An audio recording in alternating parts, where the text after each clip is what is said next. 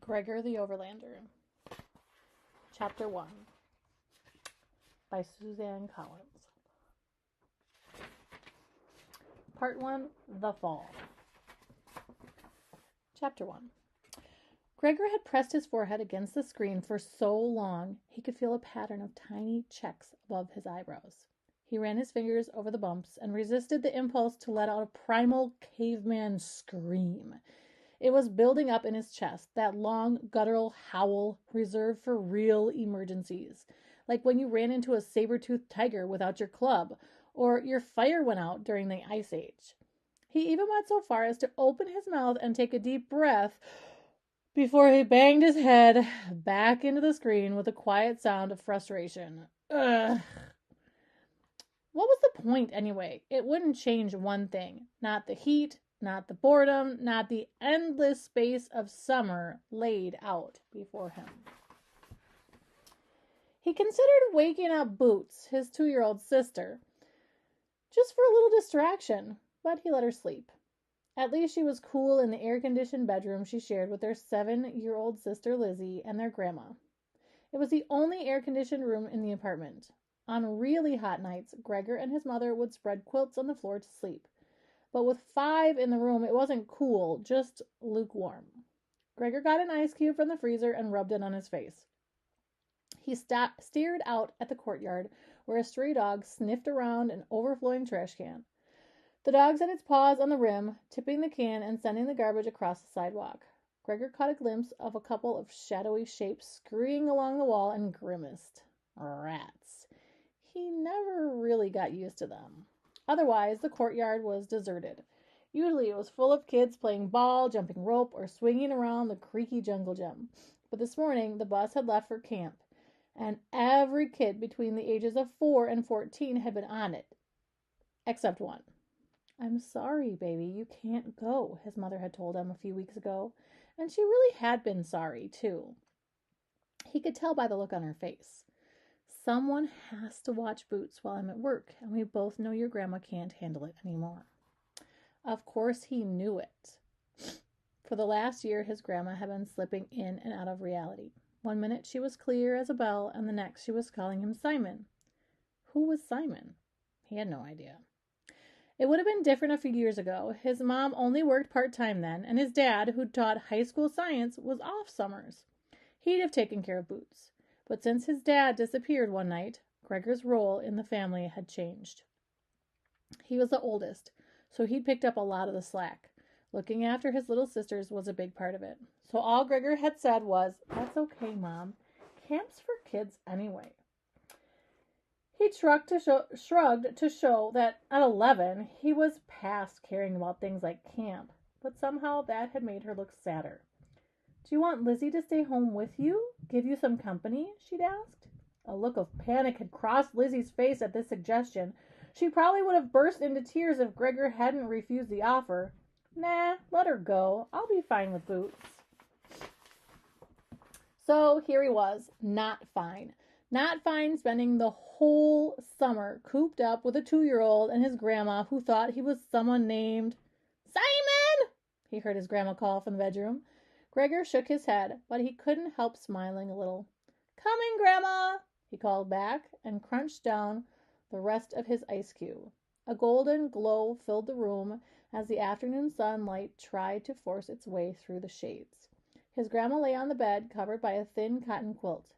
Every patch on the quilt had come from a dress she had made for herself through the years. In her more lucid moments, she'd talk Gregor through the quilt. "This polka-dotted Swiss I wore to my cousin Lucy's graduation when I was 11. This lemon yellow was a Sunday dress, and this white is in actual fact a corner of my wedding dress. I do not lie." This, however, was not a lucid moment. "Simon!" she said, her face showing relief at the sight of him. "I thought you forgot your lunch pail. You'll get hungry plowing." His grandma had been raised on a farm in Virginia and had come to New York when she married his grandfather. She had never really taken to it. Sometimes Gregor was secretly glad that she could return to that farm in her mind, and a little envious. It wasn't any fun sitting around their apartment all the time. By now the bus would probably be arriving at camp, and Lizzie and the rest of the kids would giggle squealed a little voice. A curly head popped over the side of the crib. Me out! Boots stuck the soggy end of a stuffed dog's tail in her mouth and reached up both arms to him. Gregor lifted his sister high in the air and blew a loud raspberry on her stomach. She giggled, and the dog fell to the floor. He set her down to retrieve it. Take your hat, said Grandma, still somewhere back in Virginia. Gregor took her hand to try to focus her attention. You want a cold drink, Grandma? How about a root beer? She laughed. A root beer? What is it, my birthday? How did you answer something like that? Gregor gave her hand a squeeze and scooped up Boots. I'll be right back, he said loudly. His grandma was still laughing to herself. A root beer, she said, and wiped her eyes. In the kitchen, Gregor filled a glass with icy root beer and made Boots a bottle of milk. Cold, she beamed, pressing it to her face. Yes, nice and cold, Boots, said Gregor. A knock on the door startled him. The peephole had been useless for a good 40 years. He called through the door. Who is it? It's Miss Comanche, darling. I told your mother I'd sit with your grandma at 4, a voice called back. Then Gregor remembered the pile of laundry he was supposed to do. At least he'd get out of the apartment. He opened the door to find Mrs. Comanche looking wilted in the heat. Hello, you. Isn't it awful? I tell you, I do not suffer heat gladly. She bustled into the apartment, patting her face with an old bandana. Oh, you dream? Is that for me? She said, and before he could answer, she was gulping down the root beer like she'd been lost in the desert. Sure, Gregor mumbled, heading back to the kitchen to fix another. He didn't really mind Miss Comanche, and today it was almost a relief to see her. Great. Day 1, and I'm looking forward to a trip to the laundry room, Gregor thought. By September, I'll probably be ecstatic when we get the phone bill. Mrs. Comanche held out her glass for a refill. So, when are you going to let me read your tarot, mister? You know I've got the gift, she said. Mrs. Comanche posted signs in the mailboxes offering to read tarot cards for people at $10 a shot. No charge for you, she always told Gregor. He never accepted because he had a sneaking suspicion Mrs. Comanche would end up asking a lot more questions than he would. Questions he couldn't answer. Questions about his dad. He mumbled something about the laundry and hurried off to collect it. Knowing Mrs. Comanche, she probably had a deck of tarot cards right in her pocket. Down in the laundry room, Gregor sorted clothes as best he could. Whites, darks, colors. What was he supposed to do with Boots' black and white striped shorts? He tossed them in the darks, feeling sure it was the wrong decision. Most of their clothes were kind of grayish anyway, from age. Not bad laundry choices. All Gregor's shorts were just his winter pants, cut off at the knees, and he only had a few t-shirts that fit from last year. But what did it matter if he was going to be locked in the apartment all summer? Ball! Cried Boots in distress. Ball! Gregor reached his arm between the dryers and pulled out an old tennis ball Boots had been chasing around. He picked off the dryer lint and tossed it across the room. Boots ran after it like a puppy. What a mess, thought Gregor, laughing a little. What a sticky, crusty, dusty mess. The remains of her lunch, egg salad, and chocolate pudding were still evident on Boots' face and shirt. She had colored her hands purple with washable markers that Gregor thought maybe a sandblaster could remove, and her diaper sagged down around her knees. It was just too hot to put her into shorts.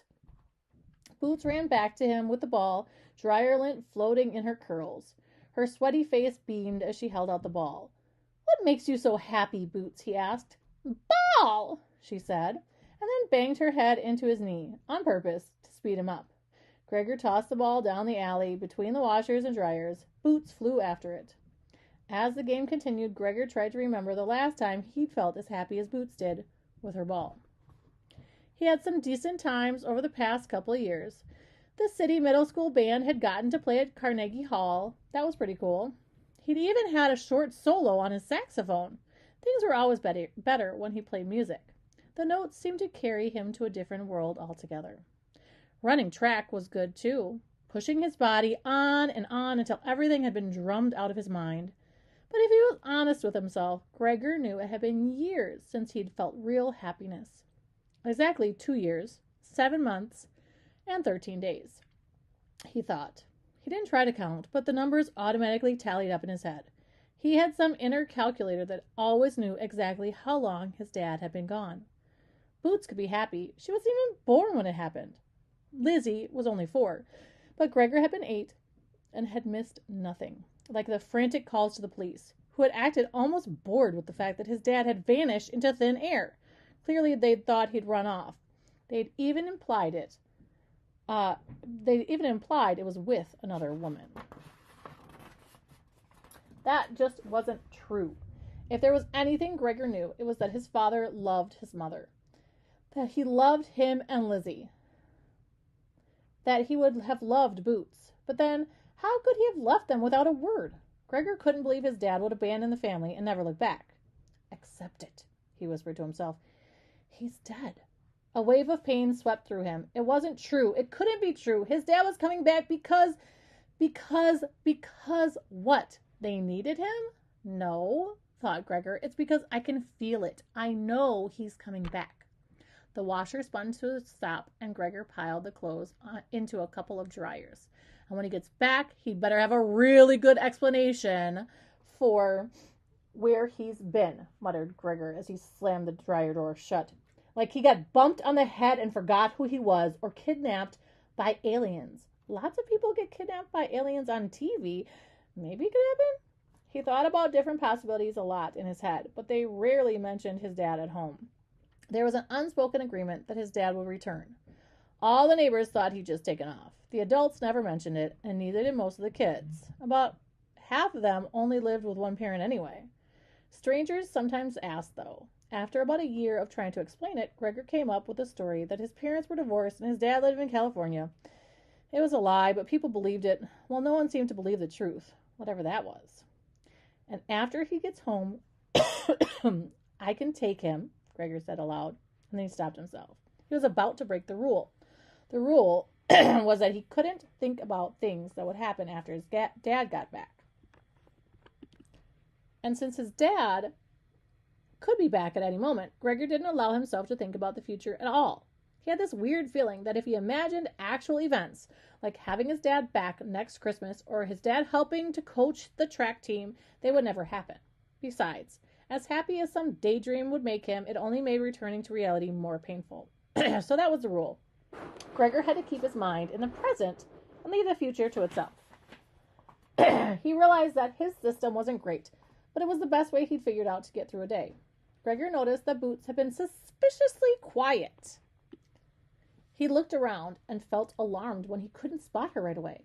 Then he saw a scuffed pink sandal poking out from the last dryer. "Boots! Get out of there!" said Gregor. You had to watch her around electrical stuff. She loved plugs. As he hurried across the laundry room, Gregor heard a metallic clunk and then a giggle from Boots. Great. Now she's dismantling the dryer, thought Gregor, picking up speed. As he reached the far wall, a strange scene confronted him. The metal grate to an old air duct was wide open, secured by 2 rusty hinges at the top. Boots was squinting into the opening about 2 feet by 2 feet, which led into the wall of the building. From where he stood, Gregor could see nothing but blackness. Then a wisp of, what was it? Steam? Smoke? It didn't really look like either. Some strange vapor drifted out of the hole and curled around Boots. She held out her arms curiously and leaned forward. "No!" yelled Gregor as he lunged for her, but Boots' tiny frame seemed to be sucked into the air duct. Without thinking, Gregor thrust his head and shoulders into the hole. The metal gate smacked into his back. The next thing he knew, he was falling down, down, down into empty space.